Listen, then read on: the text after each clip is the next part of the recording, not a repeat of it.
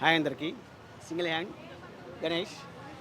ఈ ఒక్క థియేటర్లోనే కాదు, మొత్తం ఆల్ ఓవర్ తెలంగాణ, ఆంధ్ర మొత్తం థియేటర్లో మా వెంకీ మామ సూపర్ హిట్ చేస్తాడు. నాకు ఆ నమ్మకం ఉంది. మొత్తం రేటింగ్ అయితే 5.కి 4.79 ఇచ్చేస్తాను. ఇదైతే ఆల్ ఓవర్ కామెడీ. ఇందులో మొత్తం వెంకటేష్ గారికి నలుగురు పిల్లలు ఉన్నారు. ఆ చిన్నబాబు చేసే కామెడీ వెంకటేష్ గారితో ఈక్వల్గా ఉంటుంది. అది కామెడీ అంటే. మేడం గారు అయితే ఐశ్వర్య రాజేష్ గారు, మళ్ళీ మీనాక్షి చౌదరి గారు మొత్తం ఈక్వల్గా చేశారు. ఇద్దరు కాంపిటీషన్గా మరీ చేశారు. వాళ్ళిద్దరు గొడవపడితే ఆ సిచ్యువేషన్లో వెంకటేష్ గారు మధ్యలో ఇరుక్కుంటే ఎవరిని ఎలా కాంప్రమైజ్ చేయాలో చేసుకుంటూ మొత్తం కవరింగ్ చేశారు ఈ మూవీలో. చెప్పండి. ఇంకా మ్యూజిక్ ఎలా అనిపించింది అన్న? మ్యూజిక్ గారు మన జేమ్స్ గారు చాలా మ్యూజిక్ ఇచ్చారు. మొత్తం ఇందులో మొత్తం 3 సాంగ్స్ ఉన్నాయి. 3 సాంగ్ ఓవరాల్గా హైలైట్ అయిపోయినాయి ఈ పాటికే. ఆల్రెడీ థియేటర్లు కూడా 2-3 షాప్స్ చేసుకుంటూ మొత్తం ఎంజాయ్మెంట్ చేసేసారు. స్టార్టింగ్ నుంచి ఎండింగ్ వరకు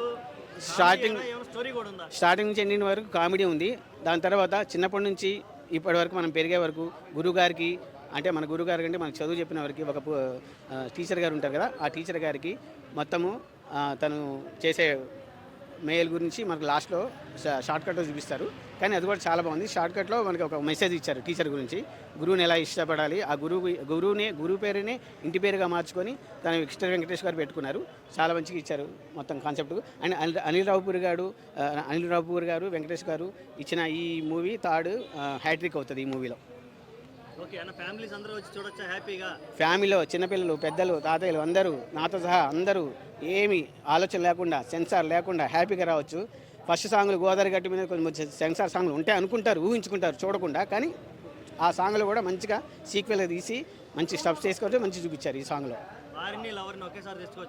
భార్యని ఎవరిని తీసుకురావచ్చు, బట్ కాకపోతే భార్యకి ఉన్న ఫ్యూచర్లో ఉన్న విషయాలు అసలు ఎప్పుడు చెప్పకూడదు. చెప్తే ఏ స్ట్రగుల్ అవుతామో అది వెంకీ గారు హ్యాపీగా చూపించారు. ఈ సిచ్యువేషన్ నుంచి ఎలా బయటపడాలో లాస్ట్ సీన్లో ఒక క్లైమాక్స్ సీన్ ఫైటింగ్ ఉంటుంది, చక్కగా చూపించారు.